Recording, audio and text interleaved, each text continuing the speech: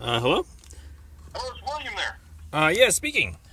Hey, William, this is Mike Calhoun with the City of Fort Collins Parks Department. Hey, Mike. Long time no talk. Yeah, how you been? Not too bad. Still pretty busy. We got all the same crap going on with the cops and maps and statutes and stuff, but we're winning, so we don't mind. There you go. But we did have an interesting thing come up here. We noticed. We thought we could ask for your insight on. I mean, I did get a hold of Steve, so we do know a little bit more about what's going on now. But basically, there's this Old Fort Collins Heritage Park. It includes the at least on the GIS map web.fcgov.com. Your main source there. Right. It shows the little green strip north of the actual Ozon building as being part of the park. I mean, the whole area is kind of the park outside. It looks like the whole parcel is labeled a park based upon real estate and so forth.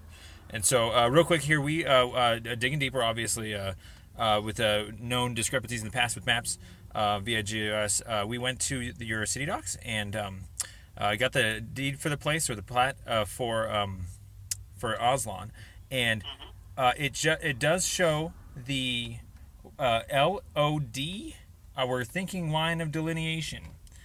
For what tells us what is Old Fort Collins Heritage Park and what's Oslon, and it does show that the skate park and the hoops court and and that little strip of land and obviously the little kiddie park there, that's all part of Oslon. And so now we're just kind of dealing mostly with the policies of no loitering. What's the intended use of that landscaped area?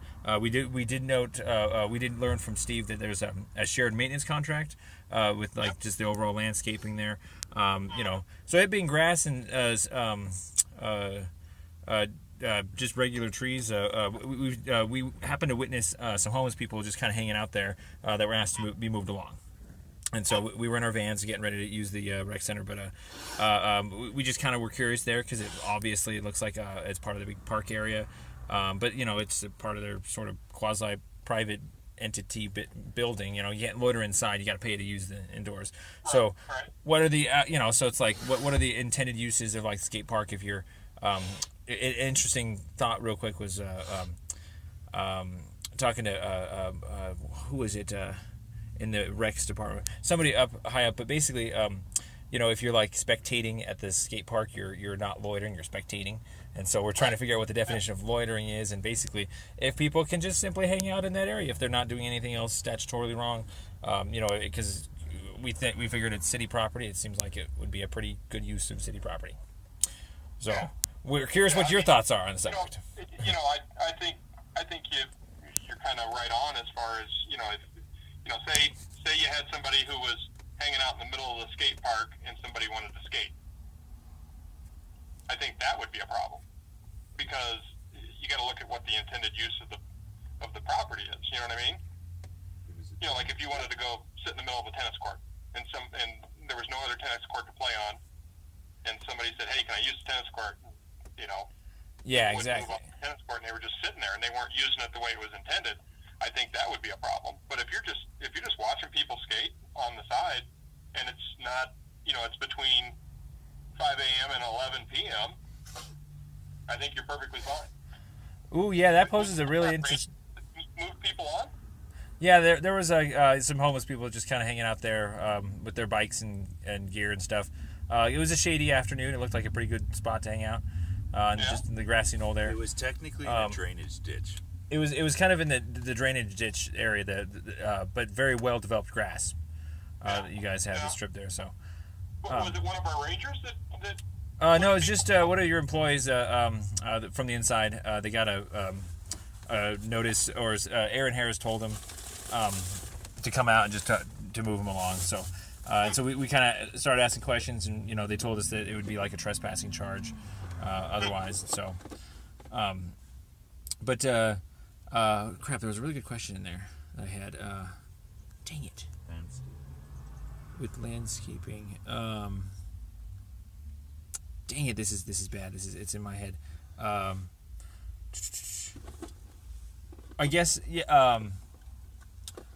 in general, if there is a loitering policy for like city-owned properties, kind of thing, like the courthouse doesn't really have. I mean, you could loiter there all day long, Oh, that's what it was. Oh, the like the North Bench area, that's in front of the Aslan. Basically, that is not necessarily in the park, but it shows up in GIS as the park too. So real quick, in terms of like that, not everything that's let's start over. If everything that is not Old Fort Collins Heritage Park is indeed the Aslan area, and it's based on that line of delineation, does those things close? Like basically, and where does like the Aslan's own rec center hours posted? Because if it's not a park, then it has its own hours, right?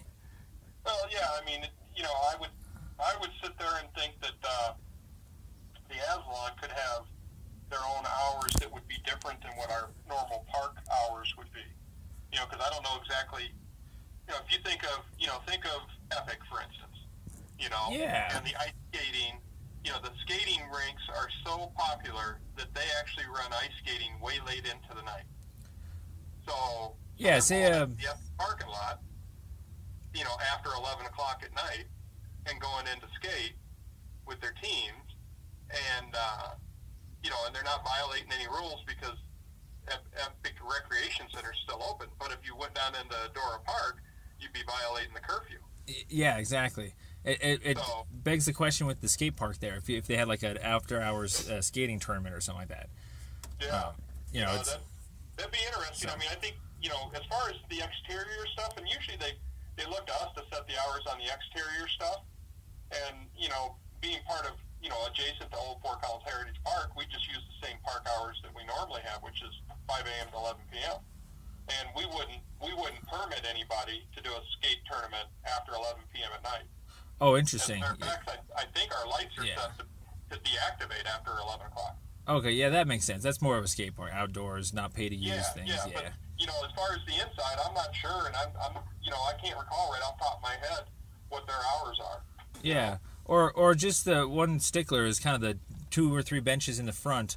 It's not necessarily park; it's just kind of right. Concrete landscaping. Do those close? So. Yeah. But yeah, we were just kind of curious about all the policies. We've seen these types of things be kind of inadvertently ratified the wrong way in the past. So we were kind of concerned that, if there really is no loitering policy there, or not, there could be no controversy here. We're not trying to dig up anything that isn't there. Yeah.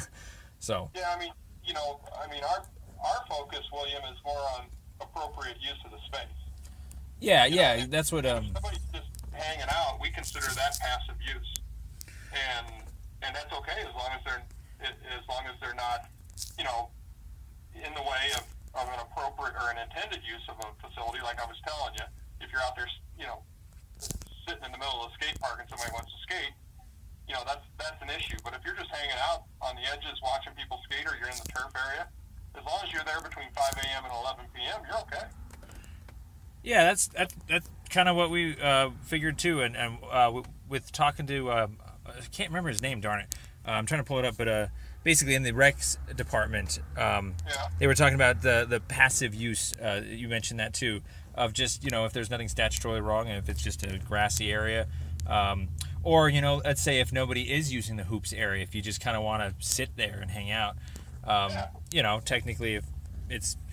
I feel like no loitering policy with city-owned property that's open to the public outside during the day is an incompatible conclusion or something like that. Yeah. The two are mutually exclusive. Because that's the whole point, is you guys open it up to the public to loiter, and that's what a park is partially used for, is to just relax. Yeah, exactly. And it was a really shady spot too. It kind of looked like a spot I might even hang out in. So being part of a building or a rec center, what its own use policy is what it's like leaning against the wall at a Dora near the grass on the outside. Yeah, well that might be part of the park already. That part, the Dora Park goes right up to the building, I think. We'll have to look at a Dora. We just happen to pick a Dora as an example. We haven't really seen the map for it or anything, but apples to oranges. Yeah, I can follow up with the rec staff, and because I want to see some of those guys that council tonight. So I can follow up with those guys and ask them. It surprises me that they go outside and talk to people about loitering. Yeah, exactly. We were we just asked about the policies, and they said they were there, and that was it. So it just didn't look like a spot that it was a problem to loiter in. Yeah, really grassy, very well. You guys take good care of the grass, by the way. It's very nice. So, if it is a policy of loitering, intended use of the landscaping, I imagine rocks would be a better use to kind of not as invite people as much. Grass is sure inviting, which is nice. It's nature's carpet. I really like it. I swear, I had the idea the other day to come up with really nice grassy rugs or something that replicates real grass as much as you can, so you can kind of have it in your house or something. There you go. AstroTurf, but I'm sure someone's already made it. But I don't know. I just, but yeah, we just kind of we were there in advance, and so we just kind of wanted to double check some things. Always making sure that the policies are just being followed either way. If there is no loitering policy, that's fine. If it's a place to hang out, we'd like to see people be able to hang out there. So, yeah. I mean, that's what that's part of the reasons why we have parks is for passive use, and we're not going to, like I said, as long as you're not in there outside of our hours of 5 a.m. to 11 p.m., you can come hang out. We just trying to have everybody be civil when it comes to let's don't infringe on other people's desire to utilize the facility or the park the way it was intended. Yeah. So that kind of goes back to that whole skate park and tennis court example. And as long as and if there's nobody there and you want to hang out on a basketball court and not even shoot hoops, that's fine too. But if somebody comes along and wants to play basketball, I mean that's just being a good person to say, yeah, I'll get out of your way because there's no other basketball courts around. Yeah. Exactly. Play, that kind of thing. And sometimes law comes down to common sense. Sometimes law comes down. Yeah. Exactly. Just some common sense applied here where we can just all get along and realize there's more than enough space for everybody. Absolutely. But that doesn't mean you have to leave. You can hang out in the park. That's what we got them for. Yeah. Well, you know what? Actually, on that note, you pose a really, really good question. If I were to want to use the parks after the hours of 11, and say, maybe put in a permit or something like that, what would be your guys' use restriction? Why would you need to keep the parks closed and not honor my permit? Because what if I want to just kind of have a powwow, not just hang out with my friends after hours, like what we used to all do illegally when we were in high school, anyways. Yeah. Would you? Because the whole intended use of the park after hours. I mean, why could you articulate why the parks are closed after hours? Kind of generally speaking. Well, I think a big piece of it is safety, and a big piece of it is maintenance. And then the operations. So after hours is usually when we program our irrigation systems. Oh, it's true. With water, yeah, that makes sense. Yeah. And so, last thing we want to do is have, somebody have a bad experience because they're out there after hours and they're sitting there and a 90 psi sprinkler comes up and hits them in the face. And so that's one of the things that we do. And in Fort Collins, there's actually stipulations where, especially when we get into drought, they'll restrict when you can even irrigate. As far as the hours of the day that you can irrigate. Interesting, yeah. And so, we have to do it overnight. So that's one of the reasons we do that. But, just like you said, even though we did all that stuff in high school, hanging out late at night and in different places, one of the problems we ran into, and, I wasn't here when they created the rules to close the parks at, after 11 o'clock, but I can only imagine that one of the things that they saw was that vandalism was higher. Because people were hanging out after hours, and then the maintenance crews would come in the morning, and they'd have to spend an inordinate amount of time cleaning up or repairing the vandalism that would happen after hours. Yeah. So now, is there a possibility that you could apply for an exception to our rule? Yeah, you can. I mean, you can apply for an exception to the rule, but we'll need to know the details of the event and all that, and then I've got to run it up the chain of command myself and then see if we can approve it. Yeah. Well, in general, it's I'll be honest, it's kind of a very large request in the end to basically remove the hours limits. Because real quick, as an example, it's interesting you say like if the vandalism were to be higher or something like that. Just kind of arguing down the right paradigm of blanket policies. I imagine instead of just kind of taking away everybody else's right to use it at night, maybe we could put up cameras or something like that. Yeah. And basically, I think there's still possibly ways that we can find to kind of give as many rights to as many people as possible, and not kind of use the I don't want to say excuse, but the whole there's two ideas out there where it's like the few bad apples ruin it for the rest, so now you got to throw out the baby with the bathwater. That's kind of how I put it. So. I know what you're saying. Yeah, we've talked about this before. Managing to the lowest common denominator, but at the same time, you do have to make sure that you're making your decisions with your eyes wide open, because you could probably engineer out a lot of the issues that we're talking about with after hours stuff, but you've got to be willing to pay for that price. Yeah, you got to be willing to put cameras in. They got to be connected. They got to have somebody observe them. Yeah, and actually, it's funny you say this, because it almost just comes down to just overall fiscal use, responsible use of money for basically criminal law psychology. Because that's what we're addressing is the vandals and the drug users out there after hours, stuff like that. It almost seems like while we could put cameras up there and stuff, even that it still seems like it's always the Band-Aid after the fact. Whereas what are we doing to curb overall vandalism in the first place, with vandalism education and so forth, that I know it's a big thought and whatnot, but in the future it would be nice that we wouldn't have to play victim to these mysterious criminals out there that are faceless, I guess, because they come out at night, we can't see them, we can't stop them, but we can also look at ways to address where why do they do it in the first place, and how to because there are citizens. I mean, these people don't come out from Mexico and just kind of find a way to vandalize, and most people are native born here and stuff like that commit these types of crimes here and stuff. So it's just I mean, I hear what you're saying, and I agree with you. There's a lot of different things that we can do societally to have people have better outlets than doing something like vandalism, and and our piece of the small piece of the world with our parks. One of the things, one of our strategies, William, is we get any graffiti. We try to get any graffiti that we see in our park system either removed or painted over within 48 hours. Yeah, you were saying that once, which keeps its image up pretty good. Yeah, and there's been studies about this, that if you try to out paint the vandals, then they get tired of putting the same message up. And they just kind of go somewhere else. And so I don't think it necessarily gets to the root cause of why somebody even is doing that. But at the same time, it helps us keep our the image of the parks up and make it more welcoming for everybody else in the community. Because you could make a case that vandals are taking something away from the community.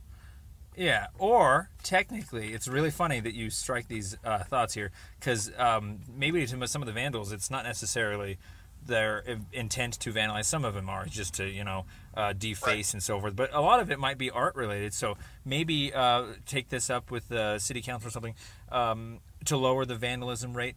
Give vandals a giant, huge whiteboard somewhere in the city or something that they could all paint the heck out of. Or something.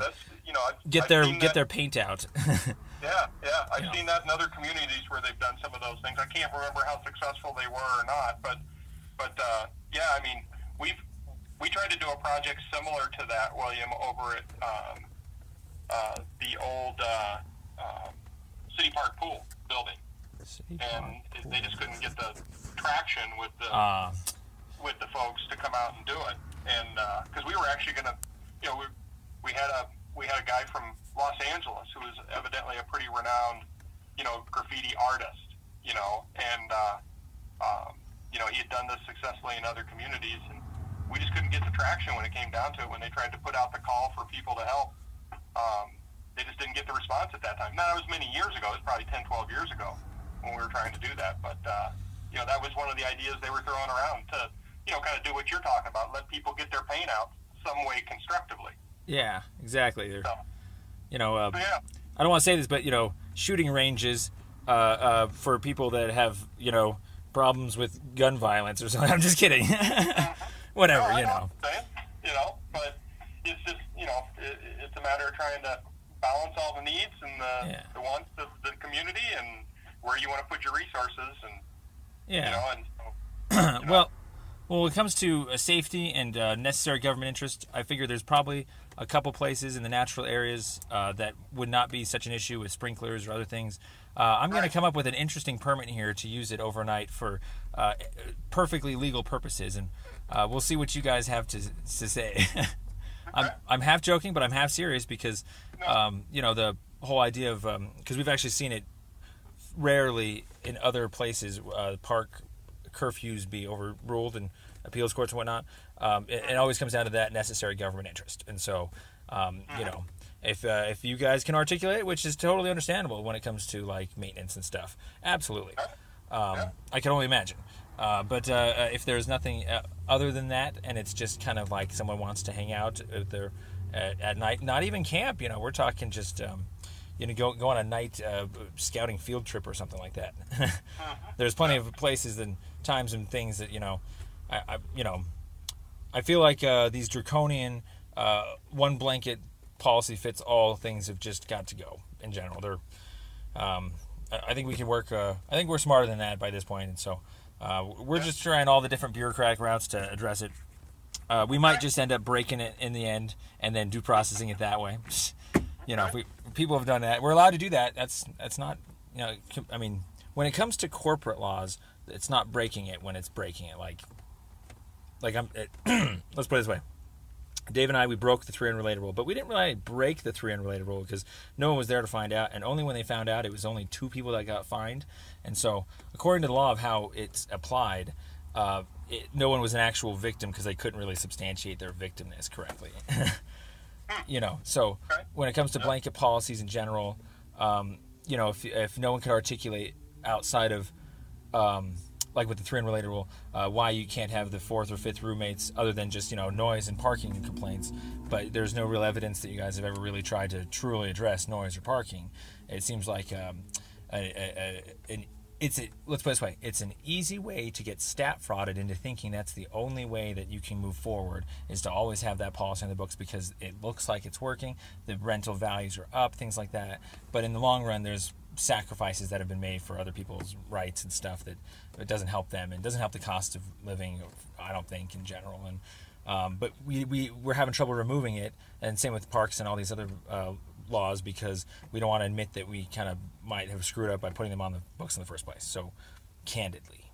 And so, that 3 unrelated rule is the easiest, most awfulest one, because I could think of plenty of unrelated, old, elderly, quiet, non-parking, non-noise violating people that now have to pay 3 to a house or less, or more, however that goes. But yeah, so we're just always addressing those draconian policies, but either way, there's always a bureaucratic route to it, and we're happy that you guys are working with us nonetheless. You guys are all answering the phones, except for internal affairs. Oh man, the police are that's a whole other story. But you guys, your departments, GIS and Parks, and now Rec, it's kind of cool. I didn't know there was a separate Rec department. You guys have all been really fantastic, so I really appreciate that. I don't know if I should, say that enough, because you guys do use a lot of your time to answer my calls here. So. Yep, not a problem. Anytime. So, but hey, actually, really quickly, since I got you, I did have one really quick question. I know this is old information, but I'm still kind of in the middle of my investigation. Perhaps you can get back to me after if this doesn't just jog your memory immediately. But back during the Occupy Jefferson protest time era, this was the Mike West camping ticket that I got. Giddings had taken one of the comments at the protest as a threat. The actual words that I said myself to Mike West of quit your job, save your life, that happened that on the for the camping ticket time, that basically there's 2 alleged threats. There's one that happened at Occupy Jefferson. There's one that happened at the in Lee Martinez Park during the camping ticket writing. I was just wondering when Mike West had informed you of, or if he had informed you of that first threat that allegedly happened during the camping ticket. Because I know by the time Giddings made his alleged allegation of that threat, that eventually the news got to you and, or other people, and they were, Mike West was directed not to, contact me or anything. But we're just trying to figure out when, if Mike West himself had ever asked you or informed you about any first threat that was just the camping ticket era. I do not remember Mike ever informing me of that. Okay, because that's kind of what we thought too. Based upon the time frame, there wasn't only but a week in between, and then so by the time Giddings had the protest footage, he went down that path. And but you do recall being informed then for the by the second threat, or were you ever informed of threats at all? I remember hearing that line, but to be honest with you, William, I can't remember. It seemed like it was later on in the process I heard that comment. Okay, yeah, that seems to run consistent with his reports. It's all kind of old, unfortunately, but yeah, we were just concerned if there was any verifiable or anything that Mike West had said to you, or a trace of a paper trail, and so if there wasn't, then we'll work with whatever we can work with. But that was just my only question that's been on my mind lately. Okay. Other than that, this is weird. I never get a chance to say this, but I'm out of ideas. You guys ran me dry here. So we're closing up a lot of our cases. We're actually getting tort fees a lot slower than we can get our cases out.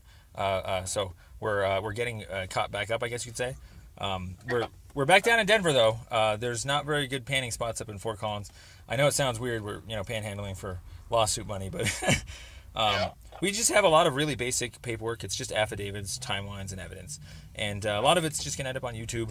It's really interesting stuff in the end, and so we're just really busy these days. But it's good to catch up with you, Mike. And unfortunately, there's no more park controversies that we know of to worry about that we need to address here with you. So just that one with Northside. But all right. Nevertheless, if you figure that out or whatever, you guys get back to me. I'll get back to you. It's not that the biggest of deals, but we appreciate the conversation nonetheless over the subject. No problem. No problem, William. You guys take care of yourselves and stay safe. Yep, we'll stay out of trouble. So far, we're staying out of your parks after hours until we get more of these other cases out of the way. So, but that's not to say we won't ever case law it. Yeah, I understand. We'll see. But thanks, and we'll talk to you again later. Bye-bye. Bye-bye.